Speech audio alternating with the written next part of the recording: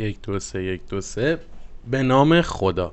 سلام، بنده امیرحسین جوادی هستم، ملقب به آراس یا ملقب به امیر دیلی، همون دیلیز ویت امیر.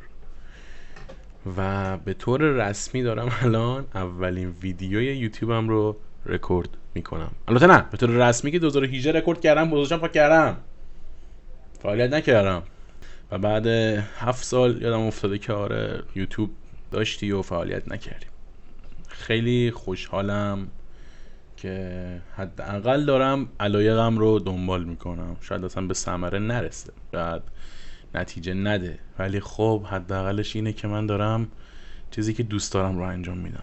چیزی که قراره تو این چنل ببینین گیم پلی هست، ریاکشن هست، چالش هست، ولاگ هست، همه چی هست.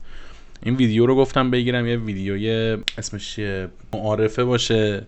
خاک تو چی دارم میگم. آره دیگه، خوشحال میشم که منو سابسکرایب کنید. اونا منو نگاه میکردن، منم اونا رو نگاه میکردم. بعدش دیگه چی بگم؟ هیچی دیگه، ما دو تا ویدیو بگیریم، کل کوچه ما شد اتوبان تهران کرج. دوستتون دارم، به امید یه روزی که من برگردم بیام به این ویدیو نگاه کنم و بگم از کجا شروع کردم و به چی رسیدم.